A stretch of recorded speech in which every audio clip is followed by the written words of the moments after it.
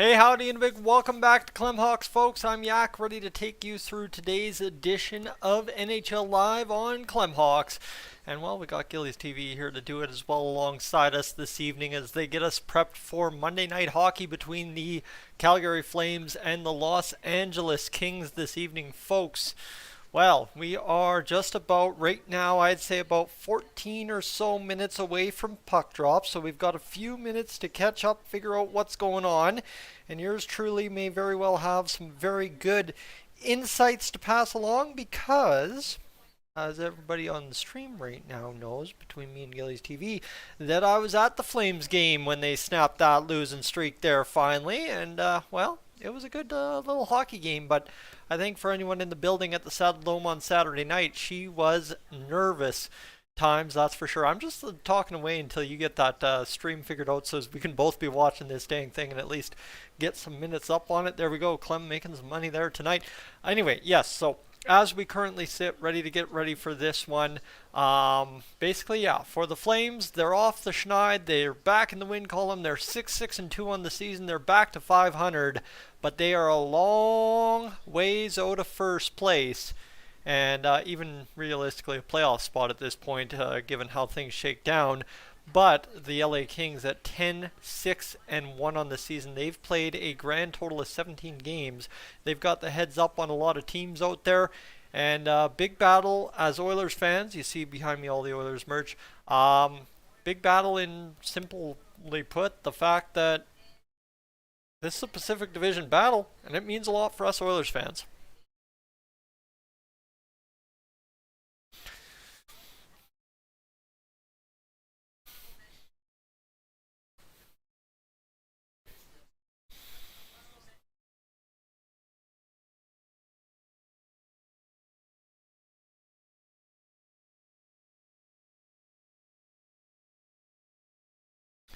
And right now, right, big part is there's teams trying to do that. Obviously, the Oilers kind of treading water near 500 for the past little while, but maybe now trying to catch steam with Stuart Skinner running in net. The Flames, obviously, after going on a 7-game losing streak, trying to salvage this early quarter of the season, try and finish it up right. You're 14 games in if you're the Flames.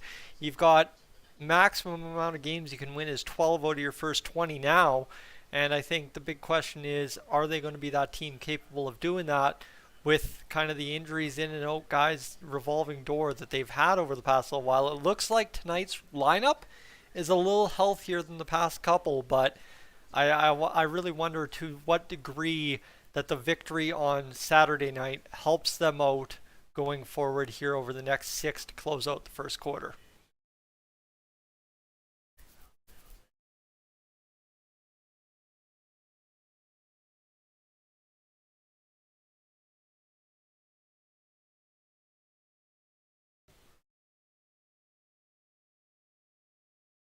Oh my goodness. Oh my goodness. Hold on.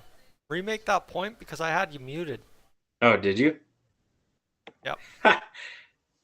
I said not to brag here, but Markstrom hasn't been Markstrom since February, give or take a few days. Since, like, you seen it in the Edmonton series, he wasn't himself. And honestly, the only reason Calgary got past the first round is due to Dallas not being able to score. Ottinger gave Dallas that series.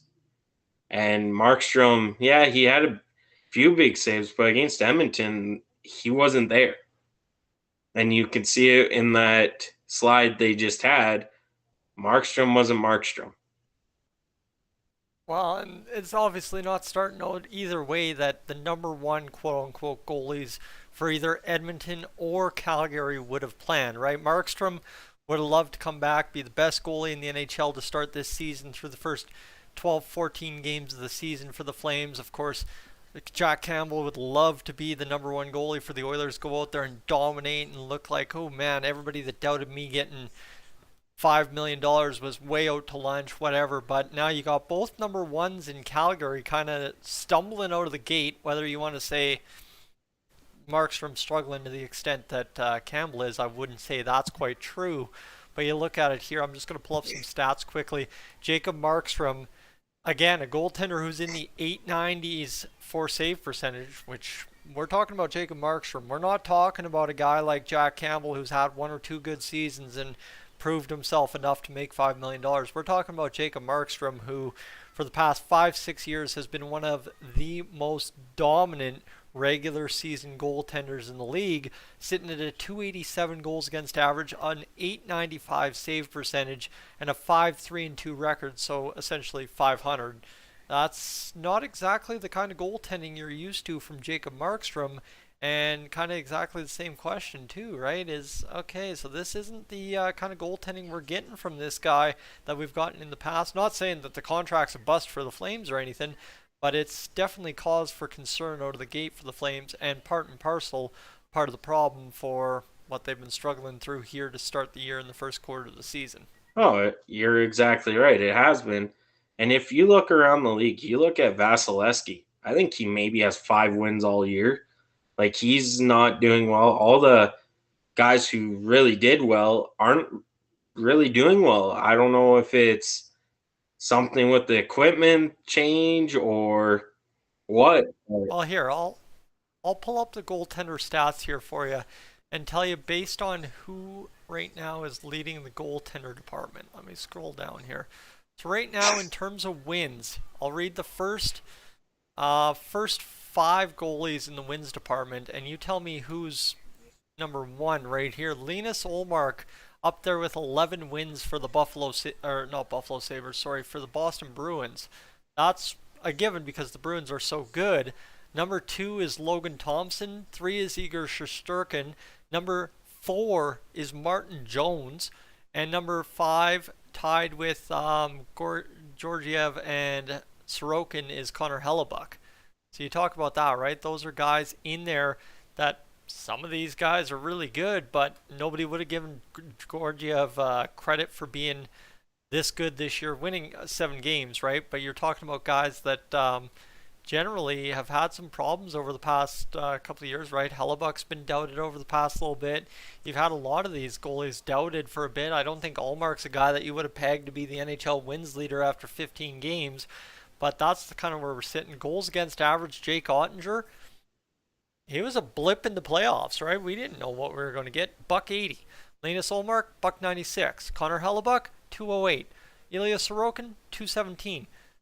Last year, we were talking about Carter Hart being the worst goalie in the NHL at points. 218 goals against average this year. So, right, you're talking about guys that are doing good, but guys that you don't expect to be doing good right now.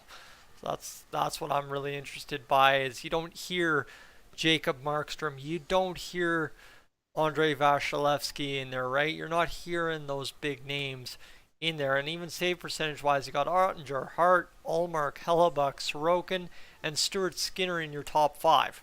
Well, where's the big name in there? You've got Carter Hart and Connor Hellebuck as the only guys that have done this, been there, done that before at this point. Now, let me ask you this. You went to the wins and named off 5 or 6 there. How many of those teams were actually playoff teams last year? Ooh, that's a good question. So the Bruins were in. I think all these teams were playoff teams last year. No, the Knights weren't. Correct. Knights weren't, but they would have been a playoff team without injury. Right? Jets weren't. Jones wasn't with the San Jose Seattle Kraken, and then Igor Shesterkin was in there with the. So 2 out of 5. Yeah, and well, we'll say Martin Jones now because he was with Seattle. He's with Seattle this year. Yeah, they were. No, Seattle was not. So you look at that, and Winnipeg wasn't.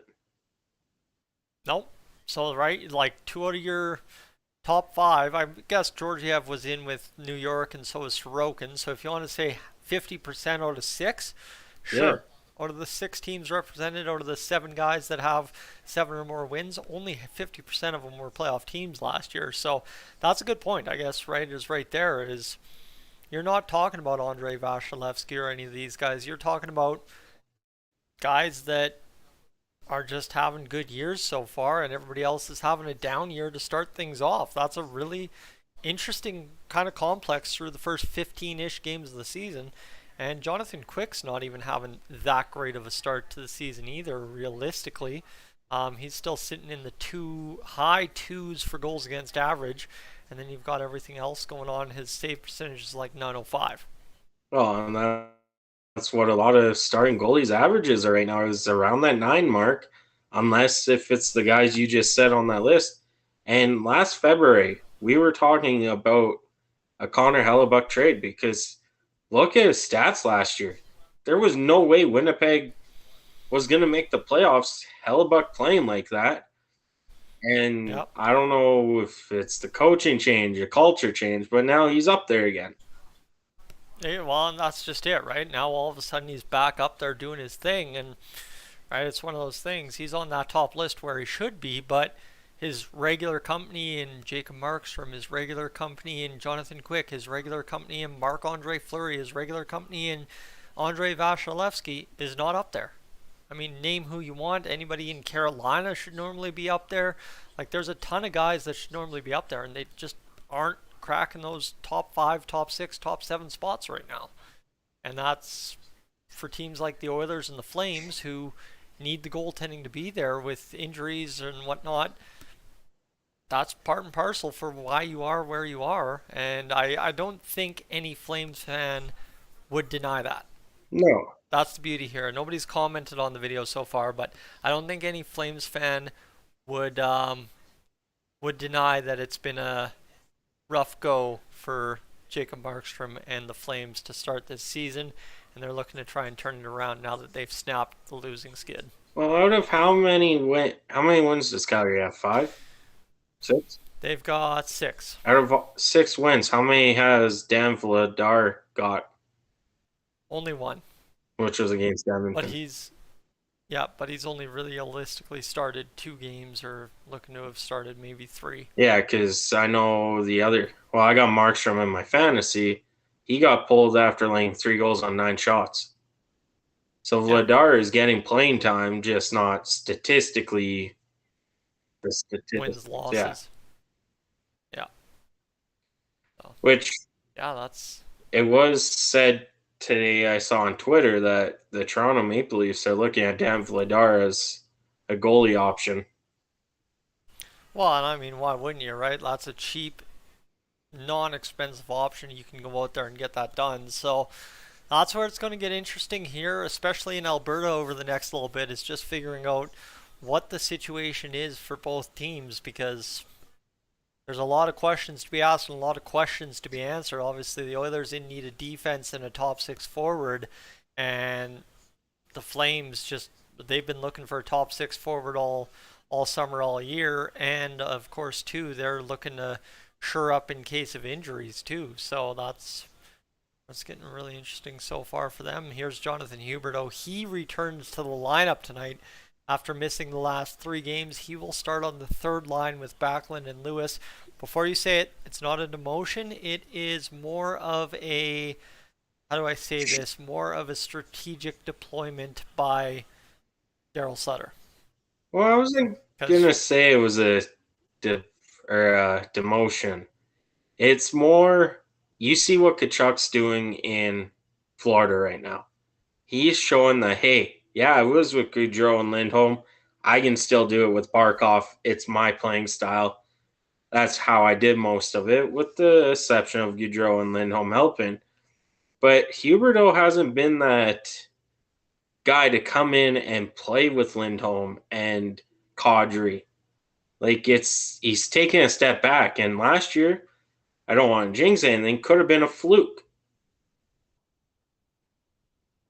And when we say don't want to jinx anything, it's because, man, if last year was a fluke, that's a good thing for us Oilers fans. Yeah. Come playoff time, that's a good thing. I mean, us Oilers fans, we need the Flames to win as much as possible this regular season so as we can get in there and kick you out of the playoffs again for a 2nd year in a row. But that's literally where the friendliness stops. As soon as the regular season is over, the battle's on. Yeah. Right? We got 1 game left this year. It don't matter if win or lose. Won't affect everything the rest of the way home this season, because I think you and I both agree both the Oilers and Flames are playoff teams. Doesn't matter where they finish, they'll face each other in either the first, second, or 3rd round, and that'll be it, right? Is boot the Flames out in the first, second, or 3rd round and move on to the next round. That's kind of the Oilers fan goal for this season. But as it currently stands, right? Is Huberdeau figuring out what he's going to actually be this year is a good question. Now, obviously, if he missed these 3 games and came back in tip-top shape, could be an interesting game tonight. Could be. But the way the LA Kings have changed how they play, yeah, they lost their longtime captain and stuff, and Dustin Brown.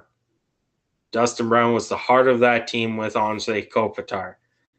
But Gabe Vilardi has came in, and we said this. I said this on stream the other night. Vilardi has filled that hole perfectly with Kempe and Kopitar, and that addition of Kevin Fiala on that second line. I think it's with Arvidsson and Deneau. They have a Yep. legitimate top 6 that can go for the next 5 years easily. Well, and they've got 10 wins already on the year, right? No matter what they do in their next 3, they at least go 500 in the first. Yeah. So they're going to minimum get 21 points out of their first 20 games of the season. Obviously, you could go out and win the next 3 in a row and quite honestly get 27 out of 20 points, which would be a pretty phenomenal start to the season for the LA Kings if they can be 13-6-1 on the year to begin the first 20 games of the year. But again, right, is that's where this whole Pacific Division thing goes to town. Is you're right, the Kings can win 1, then they have to lose 1. The Flames can win 1, then they have to lose 1. Mathematically, that's not quite how it checks out for us Oilers fans. With the Flames, we kind of prefer they go 2 out of 3. But right, is when you're picking your top 4 teams in the Pacific Division, are you picking the Oilers, Flames, Kings, and Golden Knights, I or guess are you picking? I was going to get to that actually. I'm taking 5 teams. The 2 that aren't in is easily Anaheim and San Jose, with the exception, too, with Vancouver not making it. Seattle's been Right. really good this year, but how long can Martin Jones hold that up? That's the And biggest that's question. and that's the question, right? If Seattle holds true, I don't see how you don't have 5 teams from the Pacific make the playoffs this year. But again, it's always such a just a reach to try and say, hey, one division's going to have 5 teams, the other division's going to have 3. That's it's tough because all it takes is one team getting used to it, right? But you look in the Central already, Chicago's not doing anything. St. Louis is Bennington can't stop a puck. So the Wild are hit or miss every game, right? Well, I think we should get to the game here, folks. The Flames, 10 seconds in, find themselves in the defensive zone trying to come up with a puck against the LA Kings, who have the Arvidsson line out on the ice right now. Flames behind their own net. They're going to gather this one up and get it out of the defensive zone back into the neutral. The Kings will fire it onto the tape and get it into the near side corner.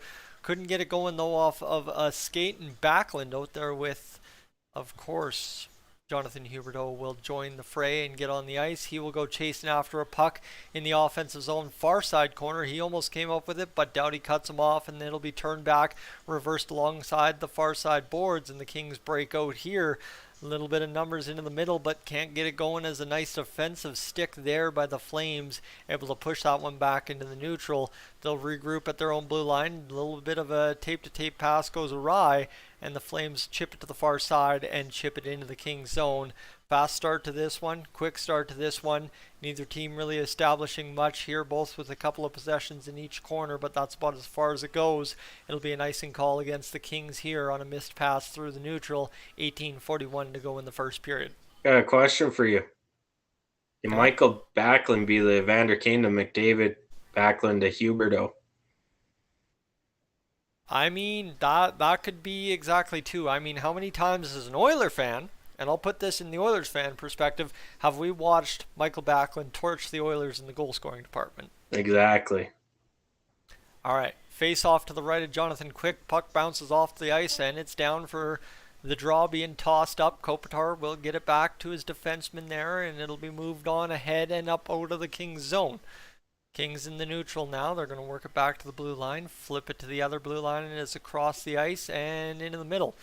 That'll be held off by the Flames defenseman Nikita Zorodorov, who pushes it in behind the Flames net. Anderson battling there. Sorry, they just changed the camera angle on me and confused me a little bit. But the Kings are going to keep contesting this puck. Milan Lucic on the backhand to Kadri. Kadri will get it up and out of the neutral into the Kings' end. They play pitch and catch with it a little bit. They've got it in the neutral again and fire it in. Markstrom out to play it. He can't stop it. Kings in possession of it.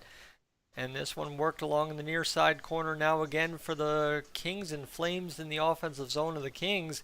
Flames come up with it. Dubé's got it. He's going out wide. He's going to bust to the right wing. Cuts in towards the net. Shot on quick. Fired in a save. And a big forecheck there from the Flames. Can't come up with it. It'll be worked back into the neutral again by the Kings, who will come up with this puck after a little bit of collision. Shot fired from the left wing face-off dot on Markstrom. Chest belly save. And we have our first shots per side here in this first period of play. Good forechecking by Calgary on that Dubé chance. Look at that. That's what I think we're in for a lot of tonight, is a lot of hard-fought puck battles between the Flames and Kings, right? Two hard-working teams. That's kind of their MO from both of the coaches. And hopefully we see it throughout tonight. Just quick thought on more or less what the Kings are going to have to do here to scratch out win number 11. Oh, just get to the dirty areas. Get pucks on net. They did that against Chicago, and look how it turned out. All right, well, this one moved out by the Flames back into the Kings' end behind the goal line.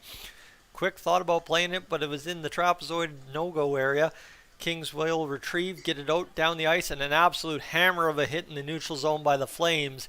And that was sure to knock a man all the way down. I believe that was Arvidsson who took the hit. Ruzicka into the far side corner with the puck, and that one takes a funny direct bounce right in front of Jonathan Quick, who jumps on it immediately and does not waste any time to freeze that puck with 16:51 to go in this first period. Folks, welcome into tonight's edition of Clemhawks. Thank you so much for being here. B. Jilly, just a thought on basically what we've been achieving here in these live streams on Clemhawks recently. Oh, we've been achieving a lot. It's been great. Thank you for everyone's support. It's been actually fun trying to learn how to broadcast myself. You know how to. It's been fun trying to do it. Well, and just too, at the same rate, learning the other teams and kind of being able to watch a little bit of what's going on. I think as a big-time Oilers fan who covers them on YouTube, I think I get, oh boy, a chance in front, and Jacob Markstrom a little wobbly there, but he's able to steer that one in the corner, and now back the other way the Flames come. Backlund and Huberdeau. Huberdeau rushing down the right side wing. We'll get back to that thought in a moment, but Huberdeau's got a wide open winger in Hanifin, and now my stream freeze. Shot fired in front for the deflection by Backlund. He couldn't get it going. Flames still pushing this one in front. Huberdeau fans, but then right on cue, baby. Right on cue. First game back. How about that? Huberdeau's on the score sheet, and it's 1-0 for the Flames. 16:11 to go in this first period of play.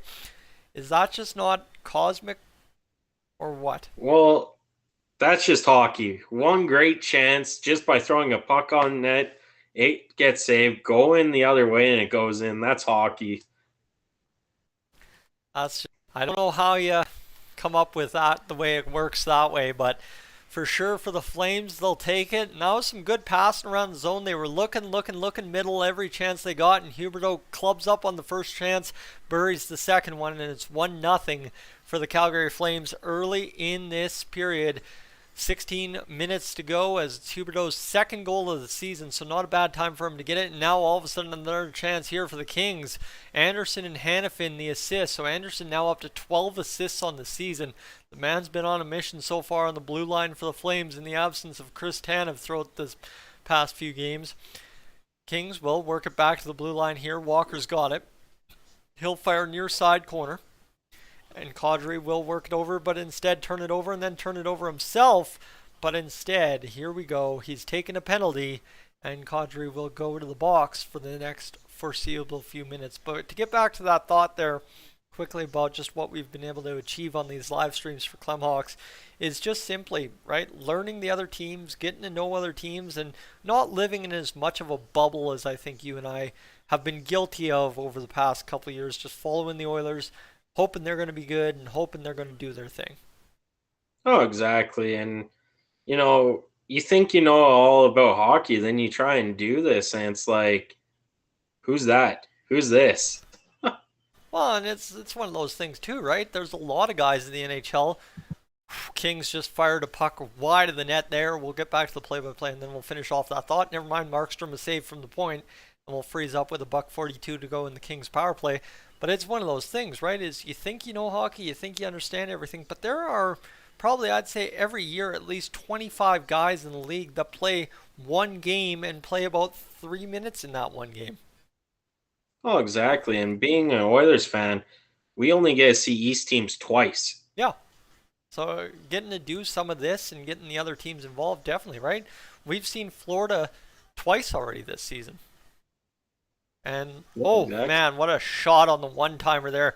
Worked by the Kings to the middle on the near side, and the Kings just absolutely hammer that one home glove side on Jacob Markstrom.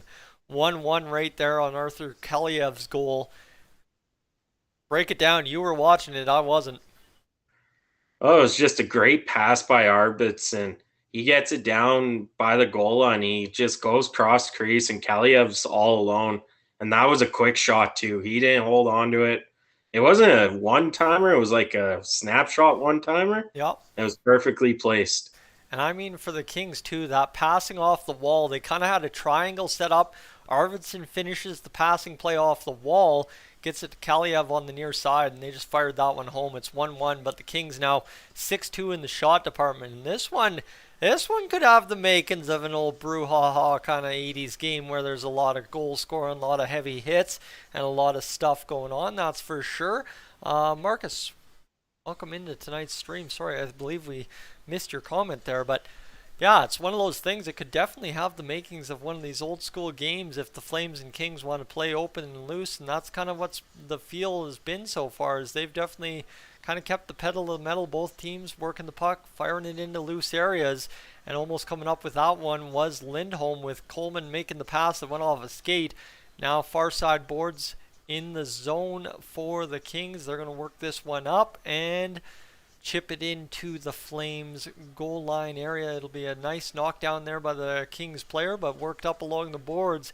And you got to think here, this is just incredible what we're watching from both these teams. Every puck is a battle, every puck is fought and earned, and now all of a sudden you're trying to just go out there and get the next one, because we've already seen two quick ones in the first 6 minutes of this game, and you're giving me that look there where it means a nice tip in front, fired, and man, another quick goal. I don't even know how to describe that one. That was so broken all the way around by the Kings. They just attacked the zone, swarmed the net, three of them, and just somebody fires a puck and it goes off of a stick or skate or something, and Kaliev has his second of the night right now. And I think this is going to be a makings of an old brouhaha kind of game right here, where just look at this. The puck just bounces around, it goes off, and then Kaliev just tucks it near side post. And I mean, he's below the goal line when he does that, and he just puts it away right here. He's right, yeah, his skates are below the goal line. It sticks on the goal line, and he puts it home. And I'm looking for the answer here. Just fires it in off the skate play to Markstrom. So that's 2 goals right there that Kaliev's just beat Markstrom in vulnerable positions. I wouldn't even say those are bad goals against Markstrom. He's just beating them in bad positions and vulnerable positions and gotten it done.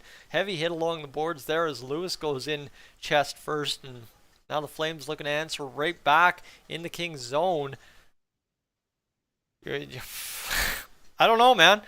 Is this oh, here's a shot fired, saved by Quick. And I think we're going to have a lot of goal scoring potentially this evening. Well, hopefully. But you look at Kaliev's second goal, and that is what they preach to younger kids when they're playing Pee Wee Adam. Throw pucks on net. He just fired that thing, and it found it way in. I mean, but on that goal, that was a good pinch by, I think it was Waugh, if I'm not mistaken. Might have been other. I wasn't sure if it was 2 or 3. But it was a good pinch to get up, make that a 3-on-2, and eventually it went in the back of the net. well, and, I mean, right, just throw a puck on net, throw it in the goaltender's feet, and away you go. You've got yourself the 2-1 goal after just literally 5 seconds ago, pretty much giving up the 1-1 goal. So that's where it's really interesting here for the Flames, is now all of a sudden the Kings respond back. They've got it to 2-1, and you're really now back in the, we got to get back in this hockey game, and not at no fault of Jacob Markstrom's either. Really is just two pucks that are really well placed by Kaliev, and that gets the job done. That's his 5th and 6th goals of the season so far. And you look at this shots goals chart, if they're going to bring it up, they are not. The Flames have 3 shots and the Kings have 2. So you're averaging on one side a goal every 3 shots, and on the other a goal every 4 shots. You're going to end up with a lot of goal scoring in a hockey game if that's the kind of goal scoring we're going to base tonight's hockey game on, that's for sure. Yeah, for sure. And it's not good for my fantasy team since I got Markstrom. Well, I mean, if the Kings bury 2 more quick ones, they're going to yank them right quick, so I wouldn't be I wouldn't be too worried about that at all. Let's just quickly get this. We'll go back to the first goal too. Yeah. And that was just good passing, good puck movement by the LA Kings. All right. Let's see what I can get here. Sorry, I'm just checking something quickly. All right, not bad. We are rocking 78. Okay, that's what I want to check. All right, let's get back to this. For some reason, I've got a first period graphic stuck on my screen. All right, back to it. It's in the near side corner in the Kings zone. Shot coming in from Hanifin. He just clubs it wide of the net, trying to just fire it into traffic and place puck in again the goaltender's feet. Here's Huberdeau back out here looking to generate a chance for the Flames. This one will be worked back into the neutral. Hanifin sees it go off his skate and stick, and he'll fire it back into the neutral there where it's worked. And Rasmus Andersson to Noah Hanifin. Andersson will go off for a line change. Shot attempts are 10-4 for the LA Kings so far. This one worked back by the Kings out of the zone. It'll be chipped into the neutral right there to the blue line. Here's support coming in. Shot coming from the Kings, but they couldn't hold on to the puck at the high. And now here's Kadri looking to chip it off the boards. Mangiapane giving chase. He can't get it. And now it'll go into the near side or far side wall.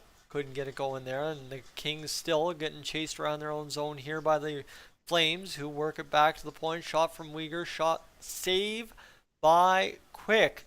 2-1 for the Kings, 12:07 to go here in this first period. Yeah, it's been a good game so far. High pressured, lots of goal scoring, which we like. And I mean, right, you've got 8 minutes into the first period and you already got a 2-1 hockey game. Both teams, every time they fire a puck on net, it seems like that could be a chance. And Tanev is back in the Flames lineup tonight. He only had 17:32 ice time against the Jets on Saturday. I didn't really see him out there that much, but he also missed the previous 5 games, so they're looking to just kind of work him in. The Flames will work it back into their defensive zone. Here's Zadorov out there. He's going to work this one right in front of his own net. Dubé's going to go across to Mackey. Mackey's going to work this one forward and get the chip in on Quick. And for the second time in a row, we will have a puck frozen in the Kings' end by Jonathan Quick. So, yeah, I guess the big question here so far for the Flames is just, are you going to be fighting it all night where the bounces just aren't going your way, and you're just going to have to go out there and kind of outscore the chances against? I don't know. Well, the puck is bouncing a lot out there. You've seen it kind of hopping on the goalies right now. And Mikheyev did it best. Just throw pucks on the net. You get taught that at a young age. It is in the NHL. Well, here's the Flames with possession off the face-off. Shot fired. Saved by Jonathan Quick. I think DeSimone is 57 with the shot for the Calgary Flames. Sorry, I think Mackey's 53, if I'm not mistaken. The Flames, we're going to work this one on the backhand from Coleman in the offensive zone. Giving chase there is Lindholm with Toffoli out there as well. It'll be worked out into the neutral where it is worked by the Kings. Shot off the blocker of Markstrom. Possession now in the offensive zone for the team in the white jerseys tonight at the Saddledome. Kings working here. They're going to see what they can do along the boards as Anze Kopitar comes up with the puck, and he will chip it off the end boards to himself. Kings continuing to pressure, but the Flames instead come up with the puck, and now Ruzicka will come up into the near side. I screwed that up a couple times. Far side corner, and this will be worked here. Toffoli's going to fan on a shot now. Ruzicka trying to come up with the puck. Toffoli regains. He'll be walking the line out. There is Mackenzie Weegar, who fires the shot into the shin pads, and a Kings player, Edler, ran into his own net, but Jonathan Quick makes the save. So right there we go.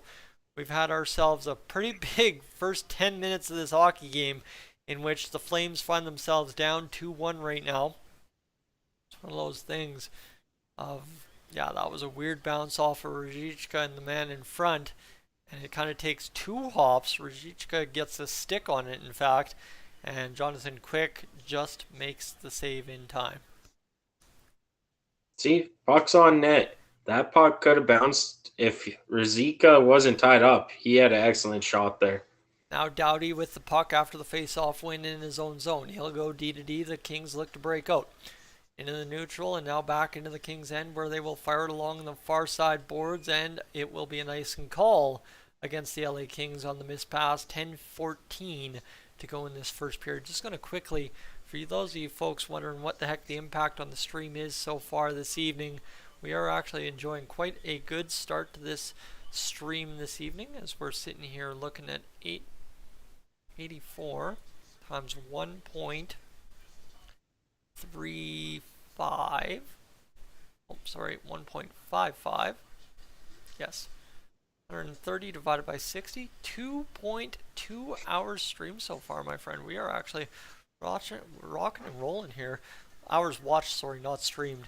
And the Flames work this one back on the blue line after the face-off win. Tanev keeps that in. They'll go around the zone a little bit here, but the Kings are going to pressure. And Doughty just about busted that one on for a one-on-one back the other way. They couldn't do it. Flames now in flight back through the middle ice. They can't get it going. It'll be turned back by Mackenzie Weegar back to Rasmus Andersson.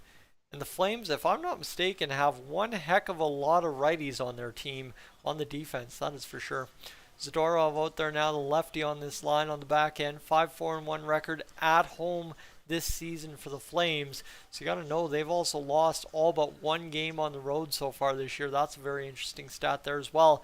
Zadorov fires this one down along the end boards. Met there by Kadri, who chips it to his line mate Mangiapane, looking for Lucic in front. He can't get the shot off. Kadri fires another shot. Mangiapane scores.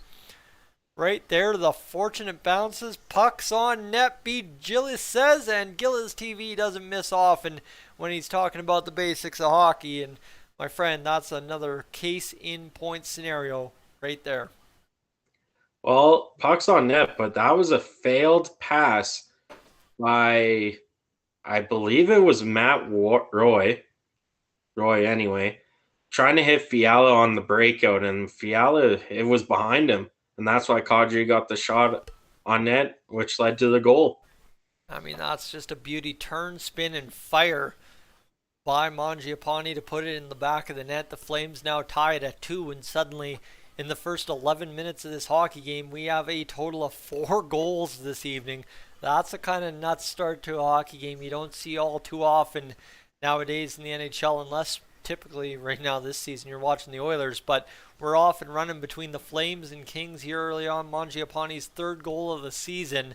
10:55 into this first period. Lucic gets an assist, his fourth. Kadri's sixth assist of the season, and the Flames' second line has scored another goal for them here. And this is a big-time get. Markstrom will freeze it in the defensive zone. And you got to believe that's a big get for the Flames, right? As you could, like I said, you needed to get the next one after going down 2-1 after scoring the first goal of the game, and you've done that. Oh, exactly. If you're Calgary, you've answered the call twice, and Markstrom covering that puck up, that was another bouncing puck up in the air, and he was great to just get on the puck and call a whistle. You don't need to leave the puck going. Settle it down for your teammates. They like that. Well, and I mean, for the Flames, they get a fresh set of legs out after the TV timeout, and it's one of those things now. You've got it to a 2-2 game, and for the Flames, if this one's any dictated, when it's been tied 0-0, at even numbers, I guess you could say 0-0, you've gone out and scored the next goal, the 1-0 goal. So if you're the Flames, how nice would it be to try and go out there and score the 3-2 goal and try not this time to give up the next two after that? Oh, exactly. You want to go get that goal and lock down defensively. Last win for the Flames was a confidence booster. You need to roll off of that and start winning games again because, like we discussed pregame, Pacific Division is a tough division right now. And for the Flames right now, right, you take that confidence boost, you stick with the Kings, and I don't even think it's necessarily a bad thing if the Flames finish this period tied with the Kings. Just right, sticking with it all period long, fighting, battling. The LA Kings have 4 more wins on the year than you do. You just came off a 7-game losing streak and won a game. And you look at how the month started so far for the Flames, the upcoming schedule. Last week, OT loss.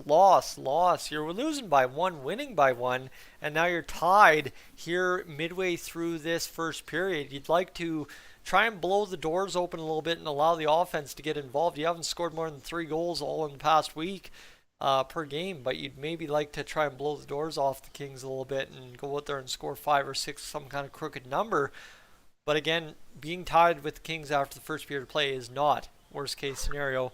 And it looks like we're going to keep having all kinds of face-off battles here between the Flames and Kings, and Dubé will finally win this one back.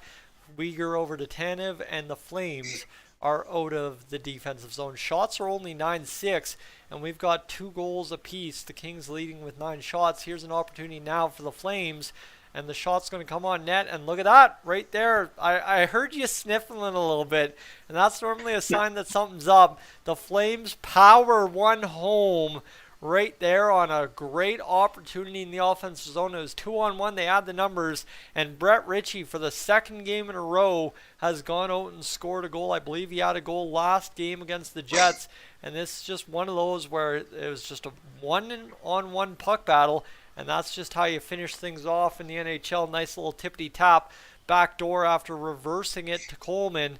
And yeah, Jonathan Quick, no chance there. Ritchie literally waited till he watched that puck cross the line to initiate contact with Quick. And then that was it. That was all. It was a goal. And the Kings, well, they see it. I said, even numbers. I mean, now, watch this. The Kings are going to go up 4-3 before this period's over. It's 3-2 for the Calgary Flames here. 8 minutes to go in this first period. So the Flames have done what they haven't been able to do all the last week, and that's get to 3 goals early, and now they're up 3-2 on the Kings with only 12 minutes gone in this game. It's the 4th goal of the season for Brett Ritchie already, who now has an assist from Coleman, who it's also his 4th, and immediately, here's the best part about having Huberdeau on that 3rd line.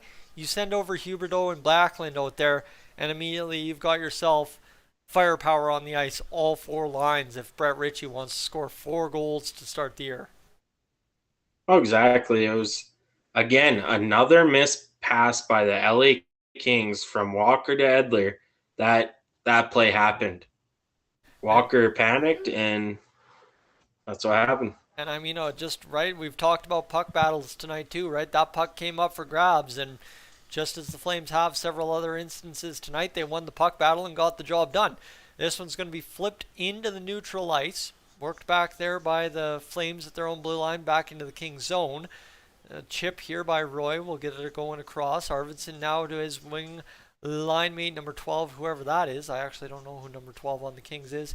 And this one worked ahead by the Flames down into the Kings end, and this again looking to be pitch and catch. And here we go. This game kind of looking like the first 2 or 3 minutes of this game suddenly again, as this one's kind of working around a little bit, and Kadri's going to carry it back out for the Flames. Now pushing it ahead into the Kings end. They will retrieve this puck and try to skate into the Flames end, and here's an opportunity, a good look, and shot off the blocker of Markstrom up and away. And another shot there for the Kings, turned away by Markstrom, who now suddenly is rocking an 800 save percentage in this game. So give him credit where credit's due. The first couple were ugly, but now he's back settling in and hopefully getting going with this 3-2 lead. Let me tell you, my stream is lagging the heck out here real bad, but that's okay. We'll battle through. Lizotte behind his own net. He'll get absolutely stapled by Ritchie. That forced the turnover, and now shot fired in front. That goes nowhere. Lizotte's going to try and come up with this puck. He does. Again, the puck kind of up for grabs there. Lizotte had it bounce off his stick, and in on the attack comes Dubé after getting it over the blue line. And the Flames just pouncing all over the Kings here, but we're trading chances end-to-end. 2-on-1 back the other way. Force the pass through the middle. It doesn't go. It'll be forced back down the other way. And how about that? It'll be, well, fired all the way around. Clem, how goes this evening, sir? Good. I just had a good. Bible study, but good. now I'm done, and it was good. I gotta figure out how to better angle this webcam call. All right. Can I lessen my camera here? Turn off video. I'll turn off video and see what that does. That doesn't do anything. What's the score? It is 3-2 for the Calgary Flames. Sorry. That's a lot of scores. Yeah, and it's only 5:26 left here in the first period. Try and Flames suck. involve. Just think if you were doing the play-by-play, Clem, you'd have 5 shorts right now. I know. How do I do this? Ooh, Velarde. He didn't score, but it was a good chance. There we go. Squeeze you guys there. Bingo bango. And let me see if I can minimize Should I this. turn on the game then? Yeah, turn on the game. Let's go, boys. All right, Velarde, good chance there. And now all of a sudden I'm starting to actually lag behind here, folks. So let me just, we'll get through this first period and finish it off. As Clem has joined us, he'll have the call of the second period if he can find the game on ESPN Plus or whatever. Kings back behind the net. This is going to be worked here in the offensive zone. That's a cross-check by all definitions of cross-checking in the NHL this year, and that will not be called against the Calgary Flames. So 4:26, the Flames clear it down the ice, and the shot's now 9-7 between the LA Kings and Calgary Flames. This one fired into the Flames' end all the way down the ice, played by Hanifin, turned right over to the LA Kings' stick, and that'll be an opportunity to set up the attack. Nicholas Roy. Or Roy? Is it Roy? Is it Nicholas? Yeah, Roy. No, it's not Nicholas Roy. It's Matt Roy. Matt. Sorry. This one worked off Matt the Roy. corner. I know him all too Now well. this is going to be worked here by Victor Arvidsson, near side corner. Deneau's got the puck now. He's going to walk off the corner and switch sides. And again, these Kings are just working, and this has been the memo from both teams. Hard work in the offensive zone, and here come the Flames back the other way. 2-on-1. Toffoli's there. Triggerman scores. One-timer. Toffoli at 78.4 miles an hour puts it home. And there you go. I was wrong. I thought it was going to be the LA Kings jumping out 4-3, but it's now the Flames up 4-2 here in the first period. 3:35 to go in the first period. Clem, you look a little concerned. I have not seen a goal yet. I'll wait till the 3:35 mark of the first period. Oh my gosh, I'm far behind. Holy cow. And Lindholm. We're looking at your profile picture instead of you. Yeah. You're looking at my profile picture? Yeah, that's the only way I can get you guys to fit comfortably on screen. There we go. Bang. So it's 3:30 to go in the first period. The Flames and Kings now in a 4-2 game for the Flames. Shot from Lucic into the chest of Quick, and Lindholm gets his 6th assist of the season on that goal, and we will have a stoppage and play, a TV timeout. There we go. What a start to this hockey game, that is for sure. And right now, 128 views on the stream for a $1.44 watch time, which means, what are we translating that out to?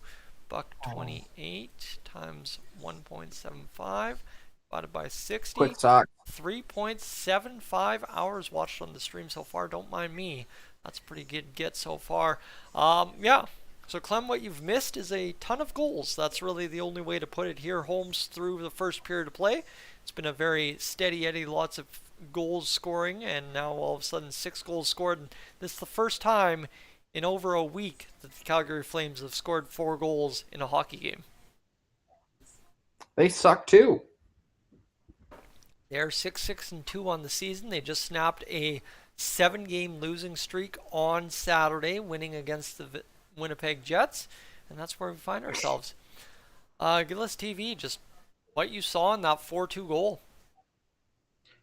It was close to offside. I'll give them that. By that replay angle, it looked really close, but Jersey should not have pinched on that play. It was a good play by 63. I think that's Ruzicka. Is that 63? Yep. It was a good play to chip it to Lindholm, and it was said and done at that point. And Jersey has been on the receiving end of bad passes, bad pinches for LA this year. Well, now he gets burned here, and it's 4-2 suddenly, and they're going to replay this one now. And look at this. What a play by Ruzicka. Good play off the wall of the open area. Jersey on the bad pinch, and just like that, not much to be done coming back the other way. And you can see he's eating it on the bench. He's not letting that one down lightly tonight at all. And now Daryl Sutter's talking up his second line and first line players saying, hey, good go, boys. Good go, boys. And now here we go. Gabe Velarde, or Kupari, Rasmus Kupari, sorry, will draw in for the face-off against the Flames in their own zone. It'll be worked back there by the Flames back down, but Kings coming back the other way. 3:11 to go here in this first period. This one worked by Kupari into the near side corner. Come up, retrieval by the Flames. They are going to work it to the near side corner and work it out of the zone. This one will take a funny hop off the boards, but still indeed be icing with 2:57 to go. Suddenly the Flames have 4 goals on 9 shots, and Jonathan Quick is getting blown up here early in this hockey game. They're going to pull him. They're going to pull him. You cannot blame Jonathan Quick on 3 of those goals, though. 2 missed passes and a bad pinch have caused 3 of the goals. Ron and Will, good evening. Welcome into tonight's live stream. Will, I think the anger in that comment's what's holding it up for review, but it's one of those things right now for the Kings. I think just some mental cramps between the ears, right? Losing puck battles in the offensive or defensive zone when you don't need to be has cost them here. A 4-2 game. The Flames have scored 3 unanswered. And now Mangiapane muscles the puck out of the defensive zone, and this kind of been the story all night. Is if you win the puck battles, you win the period, and that's kind of where the Flames are finding themselves here in this first period. Shot fired by the Kings goes wide of the net to the left of Markstrom. And this one will go back the other way. Ritchie's going to chip it in the neutral, but what a chance there for Kopitar to turn it back with a good glove down. Shot fired, Kempe the save, Markstrom. 2:12 to go in the first period on the 83.5 mile an hour wrist shot. Clem, what's the LA Kings protection looks like Yak's NHL 23 goalie percentage. That's pretty much what we're looking at right now. Is Jonathan Quick rocking a pretty bad situation in net so far. Obviously, to Gillis TV's point, is it's not like he's really gone out there and busted this game wide open himself by bad goaltending, but the Kings not making it easy on him here so far. This one worked ahead by the Kings into the middle of the ice, but worked and retreated back into their own zone. Now a nice bounce pass there. Lazot's going to fire their shot, save off of the pads of Jacob Markstrom. Now working here, shot save again off Lazot by Markstrom coming out of the corner that time. And Hannafin will retreat and rim it down the boards into the Kings' end. A nice shove there by Lewis again. Just make your opponents earn it. And the Kings are just kind of getting muscled here by the Flames. The Flames are going out the extra mile to throw that hit. Even that little window you get after the puck has left the guy's stick. Ruzicka busting down the near side wing. He's looking to get something going here in the offensive zone. It'll be rimmed around the boards again. That one worked there, and just the Kings retrieval will get the puck into the middle of the ice. Arvidsson fires it down into the Flame zone.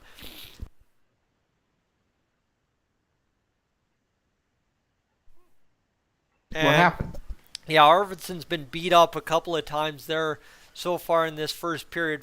59 seconds to go in this first period, and this one goes around the boards for an icing call with 55.3 on the clock. My friends, this has been an interesting start to this hockey game so far, and I guess the question to you guys, just simply put, Gillies, what do the Kings got to do to get back into this one? Is it as simple as just win more puck battles? Win more puck battles, be more physical. They started this game off really physical, and they've gotten away from it. One thing I'm kind of scratching my head at is, why wouldn't they have played Lemieux knowing how physical Calgary is? Is Lemieux potentially suspended, or did they just scratch him?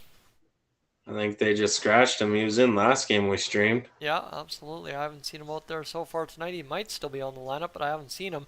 Shot fired by Kadri in the offensive zone. Now a turnover. Just a blown tire there, and the Flames miss a pass in the offensive zone that could have set them up for a 5-2 goal late in this first period. Instead, they will retreat in behind Markstrom, work this puck out of the offensive or defensive zone, and just some big hits. There's a big hit on Coleman finally, and this one will be fired into the Flames end with 2.7 seconds. It is an icing call, so we will wait a minute before getting the heck on out of here for the intermission.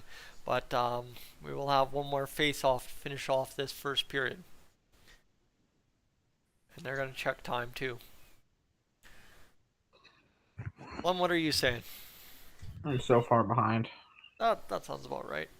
And this one, just a nifty little check in the neutral zone there by Velarde on Coleman. 2.7 to go here in the first period. Andrei Kopitar will draw in against Elias Lindholm. The face-off scrambled up. Chance opportunity here, but the buzzer goes, and that will be it. Oh, and now we've got some pushing and shoving between Uyghur and Kempe. And now the Flames getting uppity with the Kings. Here we go. This could be something to transfer over to the second period, but it all comes to an end. After 20 minutes to play, it's 4-2 for the Calgary Flames over top of the LA Kings. So it is what you got. I think it's an interesting start to this hockey game, that's for sure. B. Gilly, your thoughts early on? First 7-8 minutes there, it was really stellar. Old-time hockey there. 4 goals in 7 minutes or whatever it was. Yep. Calgary kept the foot on the pedal, but LA, they got away from just throwing pucks on net. They got away from being physical until, I guess, Velarde hit there the last 5 seconds. But like I said about Backlund and Lewis being on Huberdeau's line, they make space, and that's how Huberdeau scored. Was Backlund and Lewis made space for him, and LA lost track of where Huberdeau was. And I mean, right, it's one of those things is if you're going to get exposed, you're going to get exposed, and that's exactly what the Calgary Flames did to the Los Angeles Kings here in this first period. Clem, just kind of what are you looking forward to most in this second period? Probably more goals. I'm gonna look forward to Quick getting pulled. Actually, I think that'll be something to look forward to. That's a fair thing to look forward to. What are we sitting at here? We are at 97 views last hour, 61 and 21 minutes so far this hour. We're blitzing around. Folks, if you're new to the channel and want to stay tuned for more streams and videos on the NHL and more MLB talk and stuff like that, we do it all here on Clemhawks. We'd love to have you aboard if you'd be so kind to potentially think about hitting that subscribe button on the channel. We're closing in on 3,800 subscribers over here on Clemhawks at 3,786 tonight. Looking to try and get into the 3,790s. Quick comment section check. Renee's wondering if he should bet on the Kings. Is this a hammer the Kings down by 2 goals situation? No. It's hard to say. Are we going to get Vezina candidate Markstrom for the second or third period, or are we getting Markstrom that just went on a 7-game slide? Right now, the way this game's going, it's up in the air who can win. Yes, Calgary's up 4-2, but we could see that change dramatically over the course of the next 10 minutes in the second period. And I think that answers also Rich's question, in which he said, think the Kings can win, in which you said it's still, the game is very much so up in the air, it can be anyone's game. Clem, quick question for you. Just anyone in particular on the Calgary Flames that you knew of before coming into tonight's game that you want to see more from tonight just to learn how they play? Chuck. Yikes. That's how much It's Clem not knows about the Calgary on Flames, my Florida. friends. He got traded. I know that. All right, all jokes aside, we're getting set for this second period of play. Of course, we're in the first period intermission right now, so we're just going to quickly take a second. I'm going to go pin a video here if anyone wants to check it out here right now. Right now, the best trending video on Clemhawks is discussing Aaron Judge signing with Boston Red Sox or New York Mets. So if you are a big-time baseball fan, my friends, this one would be for you right now. We're going to go pin that in the chat. Not hockey. Nope. Don't want to do that. Not hockey. Oh, did you guys see Yasiel Puig? That's some pretty big news as well. I don't think we want to cover it. That's crazy. Bang, and let's do that, and let's pin that, and let's just get that going there so that you can get a sample of what our MLB coverage looks like as well, folks, here on Clemhawks. That video done by yours truly, Gillies TV, up there in the top right of your screen. As we get set for this second period of play, there's really not much more to add to this game other than the fact that there's been a lot of goal scoring, and I think that's all you can really look forward to more out of this hockey game is more and more goal scoring, because that's kind of the way this one's trending, is lots of goal scoring early and hopefully lots of goal scoring often. I mean, we're on pace for a 12-6 hockey game right now. Yeah, and LA at the 9:15 mark had 9 shots. And a 2-1 lead. Yeah, I think they finished with 14 shots afterwards. Yeah. So 14 shots, so 5 shots within the matter of 9 minutes and 15 seconds. They let go of the pedal, and yes, give credit to Calgary to force those turnovers, capitalize on those turnovers, but 2 missed passes by LA right in front of their net, trying to go up the left side, led to goals. LA needs to straighten up in the D end and figure it out before the end of the second. So to Clem's joke about me playing goalie in NHL 23, Jonathan Quick, after the first period of play, rocking a .556 save percentage. Hey, if I'm in net doing that, we might have a chance at winning. In the NHL, you definitely don't have a chance at winning at doing that. Right now, 2 leading the way on defense there for the Kings. Mikey Anderson has played 8 minutes and 11 seconds. We did not see much shorthanded time for either squad. I think the Kings had a power play and capitalized on it. But we'll break down the stats, and then Clem, I want to get your take on kind of where you see, based on the stats, this game changing on a dime here in this second period. Jonathan Huberdeau opened up the scoring from Rasmus Anderson and Noah Hannafin in his return after missing the last 3. Kaliev then followed it up with 2 straight goals, and I mean, those goals came in less than a 3-minute span, then followed up by Mangiapane's third of the season at 10:55. Brett Ritchie scores 11:37, and then Tyler Toffoli scores just under 5.5 minutes after Andrew Mangiapane's first marker there to make it a tie game, and the Kings kind of watch a 2-1 lead choke away in the span of 5.5 minutes to a 4-2 deficit in this first period.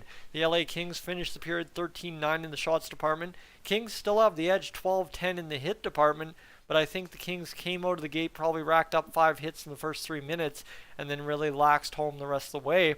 Faceoffs are 13-10 for the LA Kings, and the penalty minutes 2 minutes in favor of the Calgary Flames, the minor that led to the power play goal for the LA Kings. 5-3 the giveaways for the Kings so far, and the takeaways dead even after 1 period of play. So that's what you need to know. Well, it's been a pretty even game by the numbers standpoint. those 2 extra turnovers have cost the LA Kings. And somebody's saying they're tuning in from the Midwest this evening. Clem, a compadre there in the fact of Midwestville in the United States. When you said 6:30 start time, yep. I thought you meant my time. Oh, no. Not your. We meant 7:30, my friend. We talking regular people's time, Mountain Standard Time. That is not regular time. Central time is literally regular time. Central time's not anything. They Yes, just it is. didn't It's know. 6 Central. That's what they always say. They didn't know what to call it, so they just said Central and gave you a time frame. Literally the Central United States. Anyway. What is Mountain Time? Mountain Time is like the time everyone forgets about because it's not relevant. You got East Coast, West Coast, and Middle, which is us, Central. And then we got this little 2-meter sliver that goes down the west central side of both Canada and the US that's just like Alberta and then Saskatchewan and Colorado and Arizona and all those people. That's really it. Absolutely not. Anyway, you guys talk amongst yourselves. I'm going to go make myself. Should I make a hot chocolate or a tea? Yeah. I think I could go for a hot chocolate. No, I'm going for a hot chocolate here in this period. I will be right back. You guys get this period broken down, and we will start the second in a matter of moments. Well, we got Carolina up 2-0 around the hockey league right now.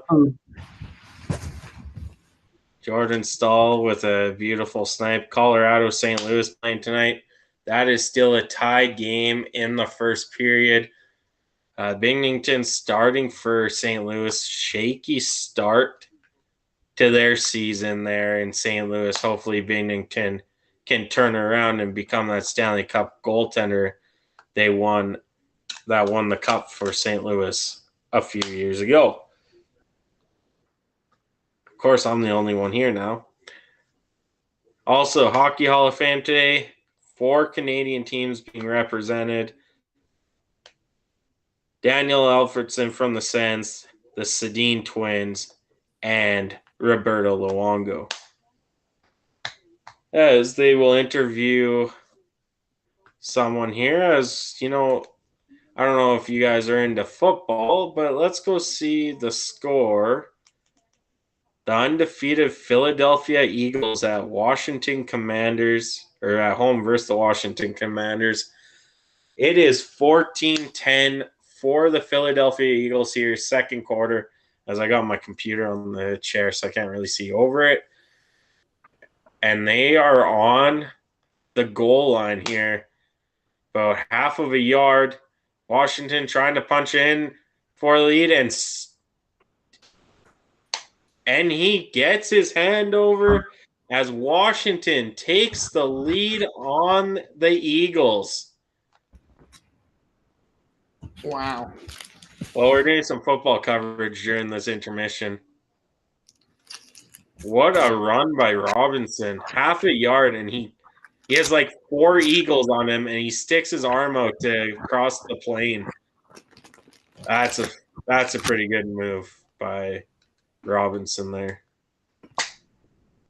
Think the Eagles will win? Yeah. You think so? They're down 17-13 if this extra point's good. They still got a whole nother half. Well, they got a whole nother half, but the Cinderella story of Jalen Hurts isn't going to last that long. They'll be fine.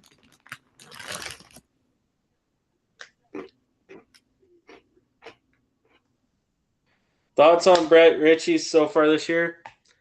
He's stepping up when the team needs him to, brings that physical presence. He's having a pretty decent year, and that goal there was just pretty good, nice goal by Ritchie there from the pass by Coleman. What period? We're in the first intermission here. I was just watching football while we do this intermission report, waiting for Dolany TV to get back here. Clemhawks is eating some chips, I see. Scooby snacks. What are Scooby snacks? Dog treats? Yeah. Are you actually eating dog treats, or is those for humans? These are for humans. I didn't think Scooby snacks were a thing. They are. They're like graham crackers, but like they look like Scooby snacks. Oh, okay. Well, that's something new, I guess. I learned today. They're good. As we are waiting for Dolany TV to get back.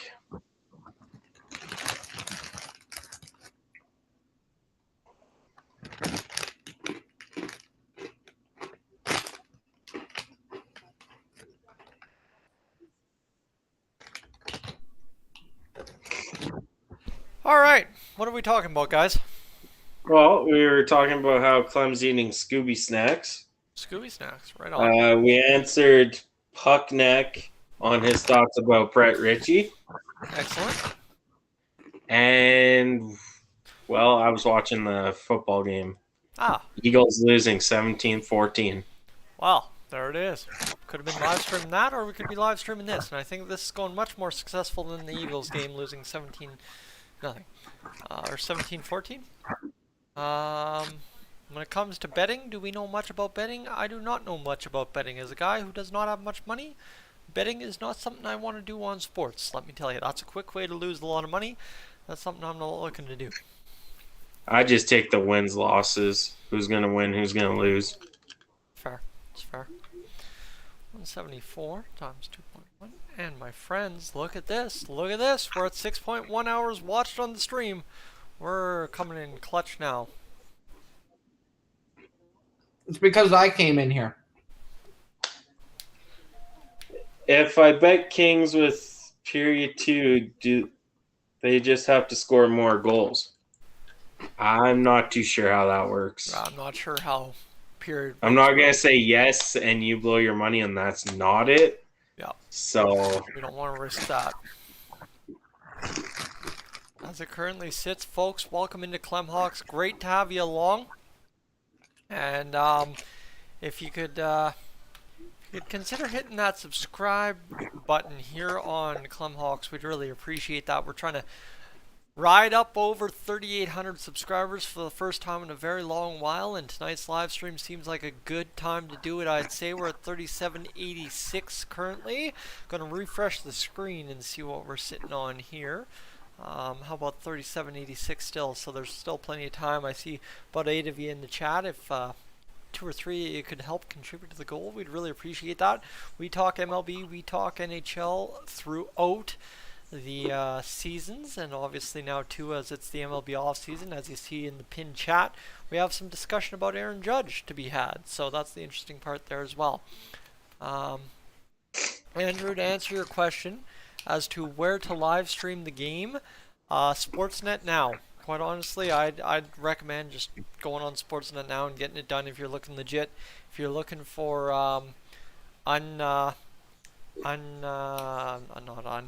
a legal stream, sorry, I'm not the guy to ask. I don't legally stream anything, so I don't know what to recommend you. That said, too.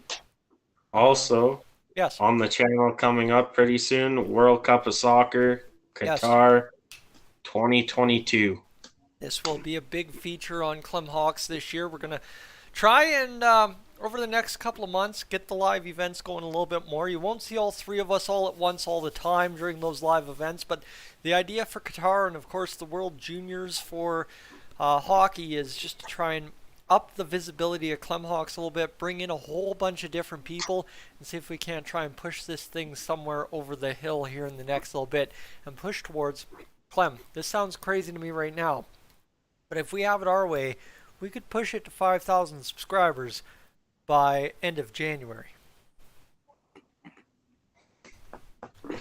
Yeah, you're looking at me saying that's impossible. I'll eat a hat if that happens. Hey. Oh my goodness, this is excellent. My BioSteel is green? That's fantastic. Look at that, there's the Dollar TV logo, folks. Aha, green screen magic's fantastic. My We can't animated see juice you. box. You can't see it, and you wouldn't be able to see it on your screen, but if you're watching on the stream, you can see it. It's a beautiful mess. I forgot I grabbed a green juice box. Oh, Isn't that fantastic? But yes, so the World Cup of Soccer and, of course, the World Juniors, we're looking forward to trying to push home some content for you and hopefully bring home some really good subscribers and stuff for Clemhawks and grow this thing into something monstrous, trying to catch up to Dolany TV per se. And I think the World Juniors this year, Dolany TV, as I said, that's where I hit 10K. That's where Dolany TV hits 10K. Clemhawks hitting 5K at some point here in the next little bit would be nice. You'll and hit dandy too. 10K out of it. What? You'll hit 10K out of it. Oh, I'll for hit sure. 10K out of the World Juniors, no problem. Is the World Juniors what you streamed last year that got like 17,000 views? Yes. Oh. Or no, the one that got 17,000 views on your channel was the Worlds, the IIHF Worlds, which we will also have coverage of after the NHL season. And right now, as it sits, folks, let's rock and roll this, shall we? and we Daryl got Sutter. women's What? hockey too. We got women's hockey around that time That'll too, be don't too. we? Yep. So there will be So plenty a of lot good of live streaming. And of course, the videos will continue as per regular as we chip in and get content going. Flames versus Kings. Clem, are you on the call, or do you want me to continue and we'll just keep rolling? Are they still good? Are they good? Well, Are they Flames ready? and Kings back underway. Deneau's going to fire the first shot of the period. It goes off the pads of Markstrom. This one chipped into the middle of the ice, and that will be an trip all over my words. Offside call at the Flames line. 9 shots for the Flames, but the damage has been done. 4 goals against Jonathan Quick. 19:45 to go. Ruzicka lines up the top line out there for the Calgary Flames. Elias Lindholm getting it going. Adam Ruzicka, 4 games, 4 points so far. Really earning the coach's trust out there on this elevated ice time after, of course, Jonathan Huberdeau went down with injury. This one worked back into the offensive zone for the Kings. Shot saved for Markstrom. This one goes barreling just by his pad, and it looks like we will have a penalty upcoming to the Kings for goaltender interference. Markstrom skates out of his net in the way a little bit, but now delayed penalty against the LA Kings. Shot fired off the chest shoulder area of Jonathan Quick, and the Flames will go to the power play here. And I think, to your credit, Brent, Clem, my man, it may be the game over of the night here for the for Jonathan Quick, should he give up a power play goal here. Sorry, I can figure out where You want I me was to going. take them here then? Are you caught up to speed or not really? I just got the penalty whistle. Now they're. Oh, did it go to commercial?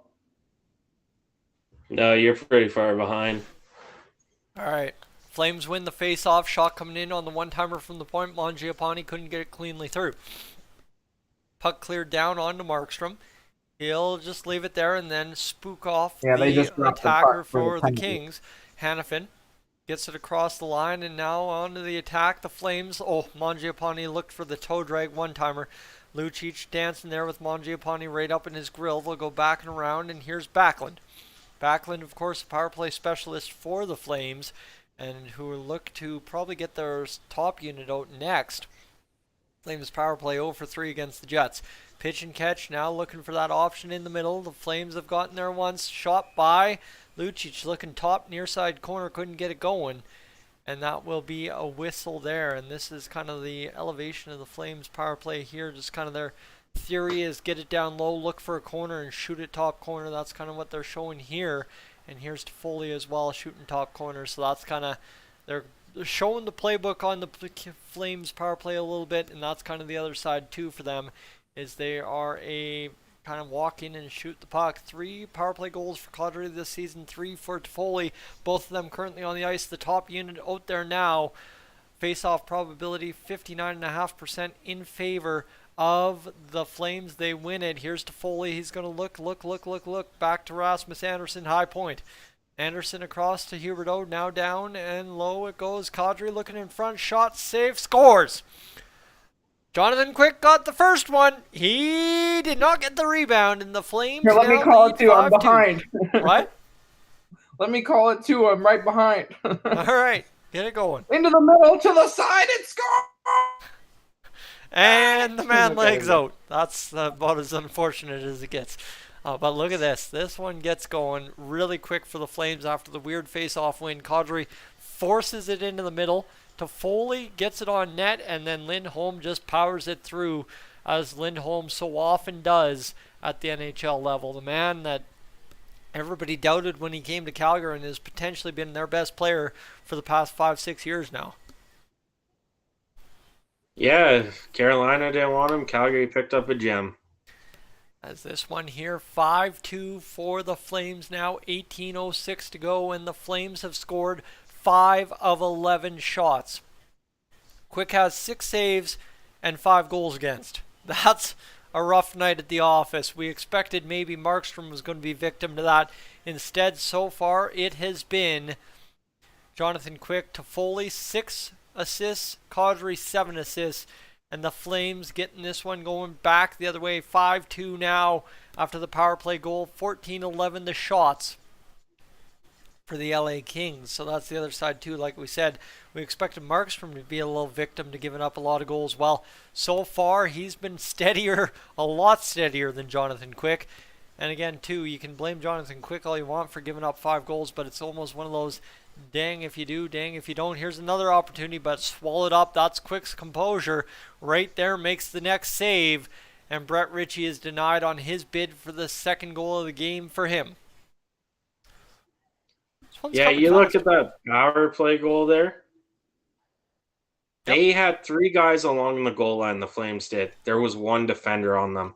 Where were the other defenders? And I'd like to maybe watch that replay a little bit. Clem, what are you saying? You got a green apple lollipop. Well, it's a caramel apple sucker, yeah. Yeah.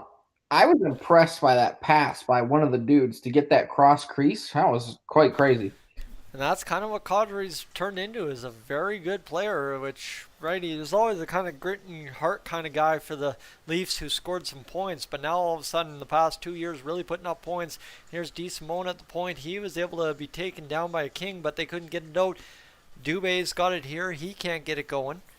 And this will be worked back into the middle. It's pretty crazy to think Dubé's on the 4th line for the Flames, but that's where he finds himself this year. He's cut into the middle, and a guy with that much skill that's on your 4th line, that's a testament to how much forward depth you have. But for the Kings, it's been a problem tonight for them. 5 goals for the Flames, and I think, if I'm not mistaken, a goal from every single line. Here's a turnover at the blue line. Toffoli forces it to the middle, but it hops on Ruzicka. He'll rim it around the boards back, and Toffoli deflects it right middle, but they can't get it going. And it still baffles me that we really only have 26 shots in this game, and somehow 7 goals combined between the two teams. Here's a breakaway for Lindholm in on goal, and what a save there from Jonathan Quick to deny Elias Lindholm. Take me through it. Yeah, that was another broken pass by the LA Kings, and there is actually a timeout called by the Kings right now.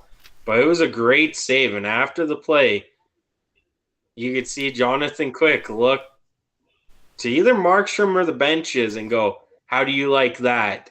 That was a beautiful save on Lindholm. And that's vintage Quick right there, getting big, stopping the puck, splitting out, and making the save. That's what he needs to do, right, if you want to try and get back. I would just go look at the scoreboard. Mm-hmm.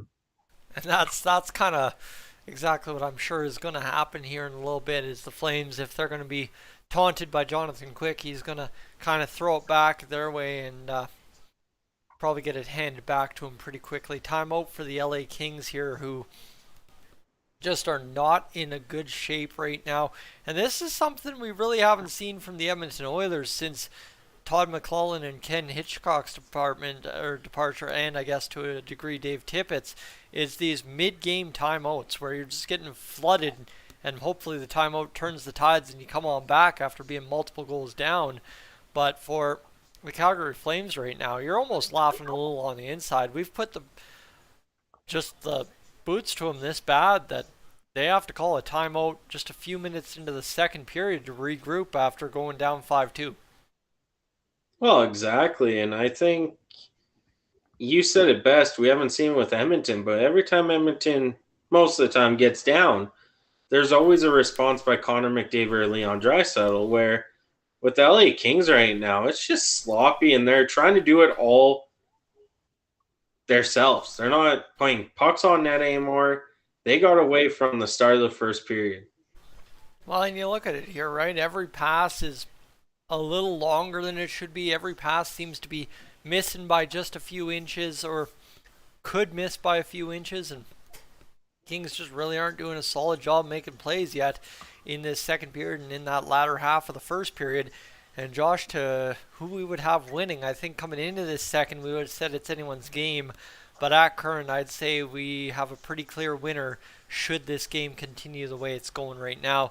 That pass by Kadri, not a clean one, and here the Kings come back the other way. They've got an opportunity to set something up, but again, cut into the middle. Here's a chance to get a puck on net. They don't.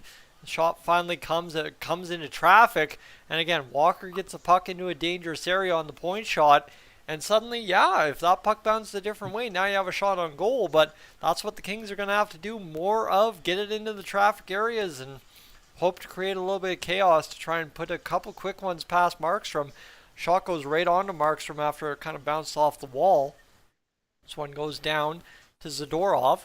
Zadorov's going to rip this one to Huberdeau, who goes across to Lewis. Lewis busting down the left wing. He's trying to cut to the middle. He can't get it, and Huberdeau and Backlund overskate that puck, and they couldn't get it going. 14:25 to go in this second period, and Hanifin cut off there. Backlund gets it going over to Trevor Lewis, who will fire this one in. 6-1-1 record in the last 8 games for the LA Kings, who have outscored opponents 24-18, and now all of a sudden have been outscored 5-2 through the first 26 minutes of this hockey game. This one chipped off the boards and into the Kings zone. Tanev working there. He's going to battle this puck off the boards and ahead to Brett Ritchie, who carries down the right wing. He's into the offensive zone here. He's going to go thundering into the boards. Can't get it going. Kings retrieve, but again, just a sloppy pass off the wall, trying to make a little bit out of too little there, and the Flames just overpower the Kings in the defensive zone, and just again, just the Flames just winning puck battles and forcing an icing call. Yeah, winning puck battles, like you said, and their forecheck is amazing right now. They're forcing LA to play their game and not the Kings game. And that's kind of been the story here. Once the Flames decided to start winning every single puck battle, the Flames have been kind of suffocating to a degree the LA Kings. 199 career goals for Tyler Toffoli now, so he's looking for career goal number 200. If he can get it tonight, that'll be a special moment against his former team, the LA Kings. Back at the blue line of the Flames, the Kings have it. They're going to try and work this one down low, and here's an opportunity looking short side, and they can't get it going. That was a good passing play from the Kings, looking for something middle. Couldn't get it in front, though, enough to make it dangerous. And now they've got it tied up along the end boards. D. Simone's been out there for a minute 20, so the Kings have a guy trapped on the ice for an extended shift. But Mackenzie Weegar comes up with the puck. He will fire it in up over top of the cage of Jonathan Quick. They will give him credit for a shot attempt, and this puck will go up and out of play. It looks like it's touched before it goes out of play, so we won't have a pen. We'll see. They were discussing it Were they? when we went to commercial there, yeah. I am so far behind. Toffoli, 199 in 666 games. That's, you see where he went and whatnot. He's had a pretty good career so far. Mm-hmm. That he has. And of course, a couple Stanley Cups don't hurt the resume. No. But you think if he scores 200 tonight in 666 games, that's what, 31%? Yeah, thereabouts, about 30%, somewhere in there. of his games he scores. You take Yeah. 31% of 82 games, easily 25 goal scorer Yep. every year. All right, well, my friends, we are sitting so far on the stream at 8.4 hours watched. Not a bad get. Nope, Not a that bad is get. great. We'll take it, and right now also cruising along with the fact that we're going to have 120 view hour this hour, Clem, here on Clemhawks. Don't mind us. Yeah, I'm not gonna get to 5,000 though. 5,000 subscribers? You kidding me? Streaming the World Cup of Soccer and the World Juniors? All you're asking for right there is 1,200 subscribers. Which, folks, if you haven't already and you've enjoyed things so far here on the broadcast, we'd love to have you along on Clemhawks. So if you could maybe consider hitting that subscribe button, that would mean the world to us as we try to claw off that 5,000 subscriber goal that we're so far away yet so close to. Right now, as it currently sits, we're at 3787, folks. Thank you so much. There we go. That's one. We got the first one out of the way tonight, boys. Let's go cut off the rest of them and finish it off here tonight as we're sitting a cool 200 views on the stream even. Calgary 2 for 7 on the face-off, and it is a penalty to the LA Kings, so we will have a face-off here. Fired down off the face-off win, clearing the zone are the Kings. Markstrom out to play it. He will dump it off to Rasmus Andersson. And do the Flames have the top unit out there? Yes, they do. So the top unit scores the goal. They immediately get out there on the next power play. Here's the shots. Oh, man, I thought that was a goal to Wade. Jonathan Quick waved the glove. I thought he was beat again. As the Flames now up to 13 shots to the pitch and catch. Look at this puck work by the Flames. Shot from Anderson right into the mid-section of Jonathan Quick for another save. Yeah, great pressure by the Flames on this power play so far. Look at this. Just some great passing there. And look at that one. Looking middle. And, man, that was as close to going in as you can possibly get without putting it in or off the bar. Flames $1.28 to go in this power play. Looking to work this one here. Lucic gets over muscled the puck and it'll go to the far side boards. Flames, though, good retrieval. Hanifin on the ice now. Flames work this one back, and here's a chance for Mangiapane. He will have it picked off. Back the other way come the Kings, skating a 2-on-2 into the defensive zone of the Flames on this power play. Markstrom out to play it, and the Kings will have to retreat with 2 men high on the penalty kill. This one worked across the blue line now by the Flames. They're going to work this one and set up zone time. Here's the shot, goes into the middle and cleared by the Kings after it lands on one of their sticks. Turned back, 50 seconds to go in the power play. 15-14 the shots for the Kings still here midway through this second period. Backlund behind the net. This second power play unit looking for something to go. And here's an opportunity now. Back to the blue line. Hanifin goes rink wide. They'll go back to Hanifin, who fakes the shot. Ruzicka blocked in front. And Ruzicka with an 81 mile an hour one-time slap bomb. And couldn't get it going now. Mangiapane walking in. Shot saved by Quick.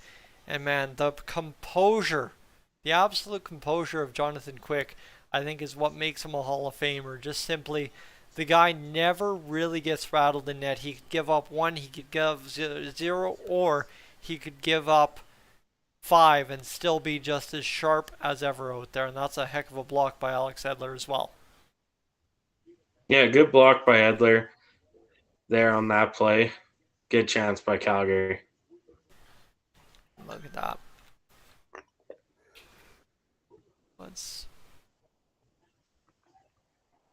All right, folks. We'll clear the stream off at the end of the second period here. Looks to me. Are we? Yep. My Got some life stuff to take care of. Yellowstone. You betcha. Called it. Toffoli looking for an opportunity on this power play. The Flames shot saved by Quick, so the Flames now in charge of this game in the shot department as well. Shot saved by Quick, and just this whole sequence on the power play in the last few seconds following it, just insane from Quick, despite giving up 5 goals. You've been watching it. What have you been thinking?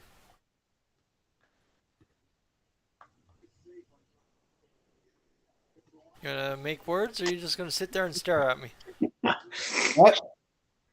What have you been thinking of this insane work from Jonathan Quick here in this second period? He's done a little bit better. Well, Made some good saves. 4-0-1 record in his last 5, and at risk of his first regulation loss in 6 games should he lose this one. Coleman's tying it up along the far side boards in the Kings zone. He'll be retrieved by Edler, fired up the boards, and that's somebody I forget still in the league is Alex Edler. Just niftily hiding away with the LA Kings on the West Coast, living the dream. 5-2 the goal department for the Calgary Flames, so far the lead. 9:30 to go in this second period of play. 18-15 the shots now for the Flames, who absolutely started buzzing on Jonathan Quick there in this second period. This one goes around the boards, and now the Flames see the Kings retrieve out of their own zone and create a mini 2-on-2 back the other way with an open pass to the middle. They can't get it there. Can the Kings? Still in possession is Kopitar, forcing it to the middle, and now maybe the Kings, behind the performance of Jonathan Quick, might start waking up here if they can get things going. Here's Anze Kopitar dancing around Hannafin into the near side corner. He can't get it going, sorry, far side corner. And this one's going to be worked into the middle. The Kings still maybe guilty of forcing it to the middle a little too much, but finally they get a puck on net, and it's a dangerous chance there for Jersey and somebody to whack it in front. Now back the other way, Trevor Lewis looking for the backdoor tap by Backlund, couldn't get it. And this one will go back in the middle, where Huberdeau retrieves on that third line for the Calgary Flames. Chris Tanev back, he'll fire it in along the boards. 8:20 to go in this second period. Near side corner met there by Matt Roy, I'm not sure how you say that. And this one will be 8:10 to go in the second, into the near side corner in the Flame zone now on the dump. That one comes up out of play, and we'll have a break in the action. So you don't know how to say Roy's name? Well, I think it's Roy. I think according to what I know, it should be Roy. But I don't know. He wanted to be traded to me in my NHL franchise so many times. Or the LA Kings were just like, we don't want him, and we want to give him to you. That's more like it. For some reason, the computer will get one thing in their head that they got to get rid of a guy, and that's all they try to do is get rid of him, get rid of him, get rid of him. Oh my gosh, they tried to trade me Roy like 70 times. And also, then for, I don't know how, but Marc-Andre Fleury got traded to the Kings as well. And then the Kings wanted to trade me him. Oh boy. And I said, I thought I had him. But I did. And yeah. All right, well, What we've been seeing too on the penalty kill for almost every team since we started live streaming too is top players get 30 seconds of PK time, give or take 20 seconds, to try and make a difference out there on the penalty kill, even if it's a good dump, to give your penalty killers a rest or to get a scoring chance. Yep. Okay. Well, we're on commercial break. Hold on. Any other thoughts? I didn't realize we were on commercial break. Sorry, I thought the game was going back to live. No? Alright, well, nice to update you guys here. We should be able to clear out this stream with at least a grand total of 10 hours watched on the stream by the end of it. So hopefully we get it going. But folks, there we go. We are back to live, and we are ready to get this going. As looks like this is some old Flames players talking about their days with the Calgary Flames. A whole bunch of them there for the toast of the town. Wearing all their old Flames jerseys.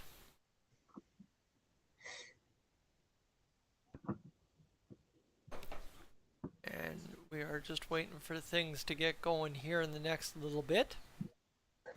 Got some young guys in there too. Is that Curtis Glencross? I think it is. Yeah. Anyway, back the other way it comes into the neutral.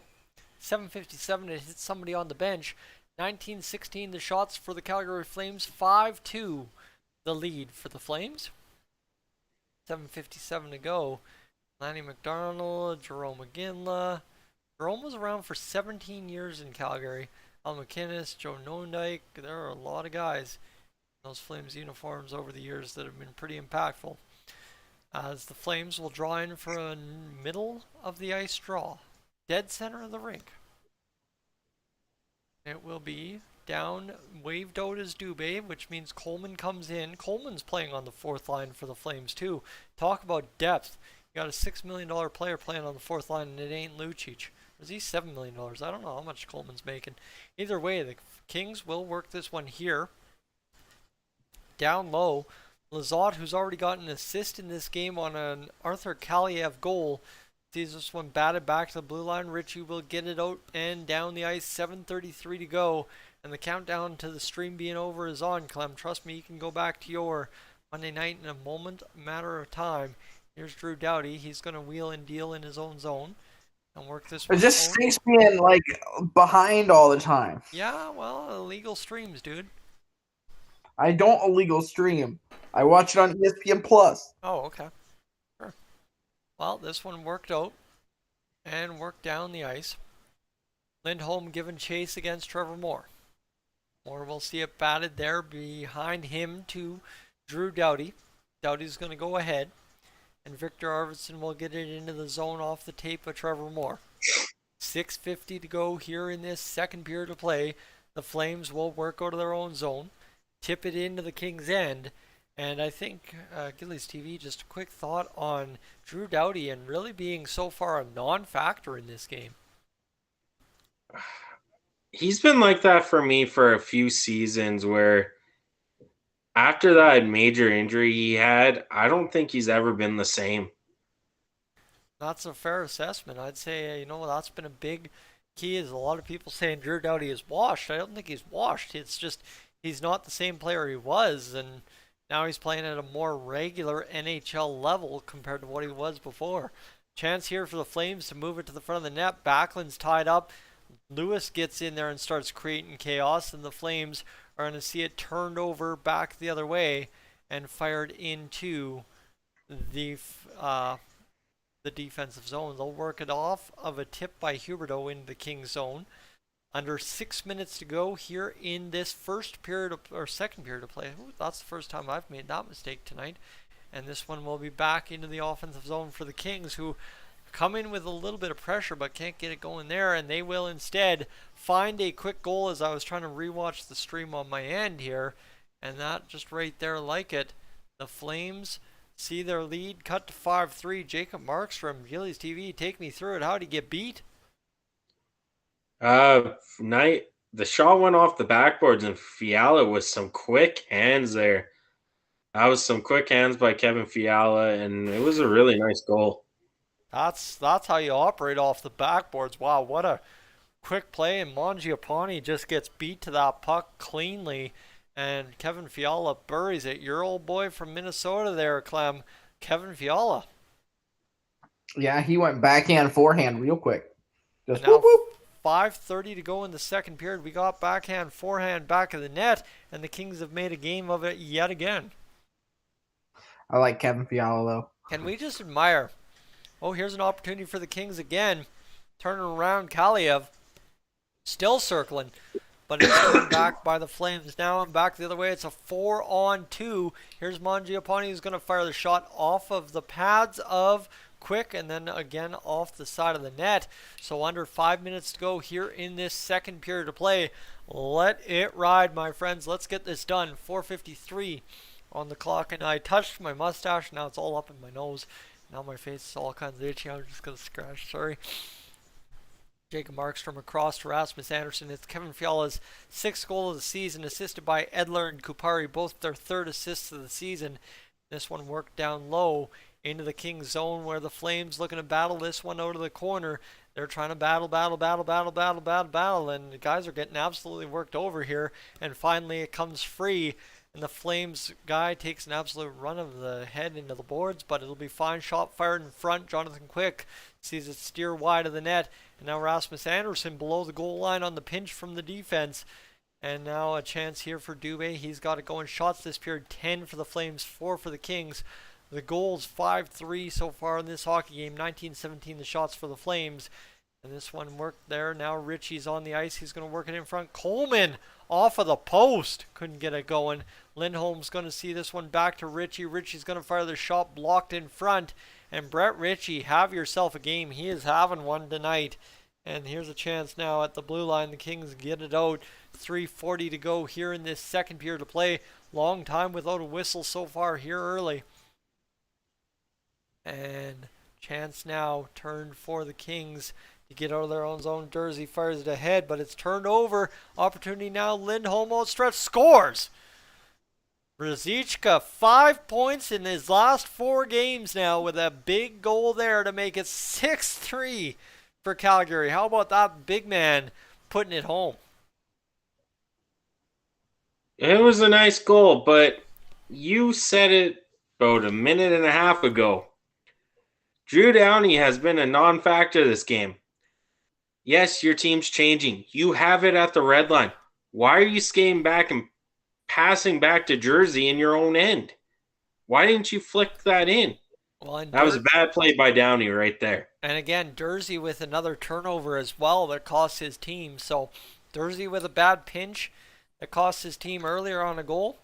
And another bad play by Jersey and Downey, and that cost the Kings another goal against. And somehow, some way, Jonathan Quick is just sticking in the net. He is not to be denied right now. Yeah, that was a nice little drop there, though. I mean, you got to give credit. He didn't try to bust it.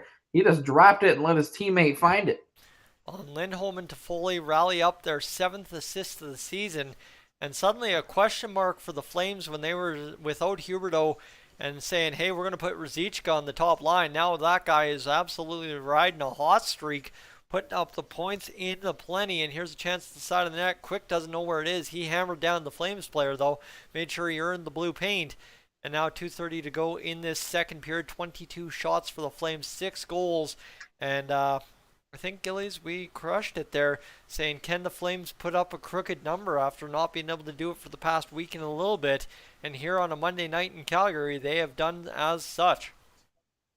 Yeah, exactly. And they're still pressuring. They haven't let the gas or the foot off the gas yet this game. LA has, and it's cost them. Yep, I mean, LA had this game quite well there for a little while early on, and now all of a sudden the Flames coming to town to play some hockey, and that's exactly what they've done since about that, I'd say, giving up that first little chance there for the Kings, and then going up 1-0, giving the Kings the 2 goals, and then bang, bang, bang, bang, bang, 6-1 or 5-1 ever since in the goal department. Oh, Kings exactly. looking to make something of it here. Fired in, and now a 2-on-1 developing to Foley, but this one's going to be tried to tuck short side by Ruzicka. Pitch and catch between Toffoli and Ruzicka, and now Toffoli gets wrapped up in a bear hug. No penalty upcoming. Back to Tanev, and the Flames in flight in the offensive zone here against the Kings. Ruzicka will work this along the near side boards. Shot fired from Toffoli. Here's a scramble in front. Quick's down on it, and we will have a whistle with a $1:12 to go in this second period of play. Clem, you've been watching this game on a little bit of a delay. What have you caught here in the second period that we have not caught so far?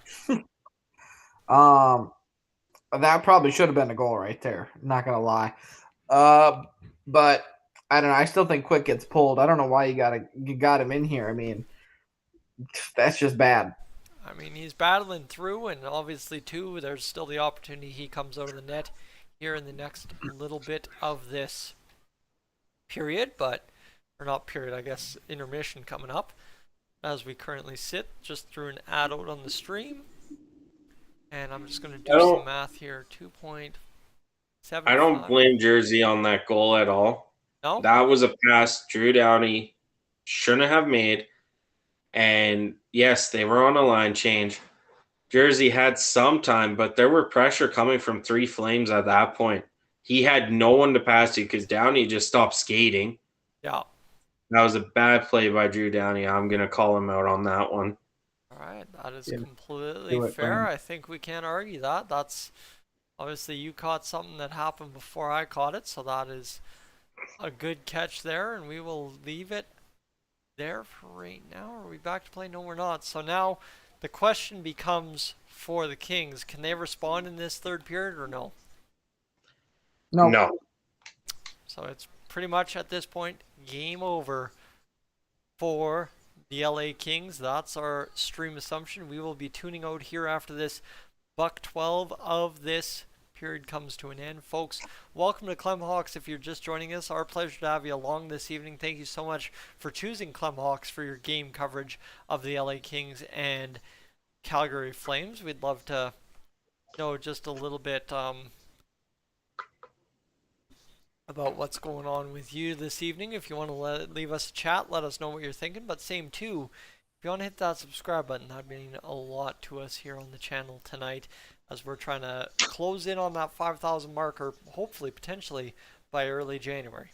Here's the opportunity now for the Flames after the face-off win. Tanev fires the shot. It's going to go down to Trevor Lewis. Shot from Backlund. Fire saved by Quick. Scramble in front, and Quick will hold on to that puck. And Anderson Dolan, a player for the Kings, his hometown is the big old city they're playing in tonight of Calgary. Interesting fact. That is. 1:03 to go in this second period. 6-3 the goals for the Calgary Flames. And while this one an opportunity here, as the Kings will win it off the face-off, but turned back by the Flames quickly into possession in the neutral on the clear. 25 shots on goal for the Flames, 6 goals. So yes, you read that right. Jonathan Quick riding a 700 so far save percentage in this hockey game after what will look like 2 periods of play. 40 seconds to go in this second period. Kings get a turnover. They will fire a shot up and out of play. So folks, are we doing the third? Unfortunately, we are not. Got some life to attend to, i.e. Yellowstone to watch. We will get this going another Are we night. sponsored? What? Are we sponsored by them? No. But that is a good stick check there by Chris Tanev to get the stick in the lane and prevent that one from getting through. Now with 36 seconds, we'll have a face-off to the left of Jacob Markstrom. We'll break down quickly our thoughts on the game and just think where this game's going in the third period. But 34 seconds to go, I would say our live stream is pretty much, my friends, come to an end. Unless Gillies TV's got the little wry little smirk on his face a little bit there by the looks of it on my camera. No, I'm not. I'm reading too much into it. As Ruzicka will battle it along the end boards in the King's zone. Shot fired, save into the glove of Jonathan Quick. Quick whistle. 12 seconds to go here in this second period. 6-3 for the Calgary Flames. Boys, you are more than welcome to finish off this live stream by yourselves if you want. I'm good. I'll pass. Unlike Yellowstone, I actually have kids to attend to. That's fair. That is life things, not Yellowstone. All right. Face-off won by the Flames. They're going to dash for one last chance here. Comes around the end boards to the near side. Pinched by Hanifin, looking to get burned here quickly, and it'll be worked back to the point. And my friends, that will be the end of the second period, and that will be it. That will be all for us here on Clemhawks tonight. Clem, quick thoughts. LA, how many more goals the rest of the way home? I think LA will get another goal, but I think Calgary is going to get like 2 more. And yeah, they'll look good. Still think you got to pull Quick. Just not a fan. B. Jilly, quick thought on what the Flames will do to lock it down in the third period. Keep playing how they're playing. Yeah, Markstrom's led in 3, but keep playing the offensive game you're playing right now. That'll be the key to success. So, folks, who am I? I'm Yak. He's Clem. He's Gillies TV. We're up on done. Thank you so much for tuning in this evening. Really appreciate it. We will catch you in the next live stream coming up here shortly, sometime later this week. I believe tomorrow we've even got an off night for the Oilers, so we might Tomorrow, be back Anaheim, Detroit at 8 p.m. Well, we may very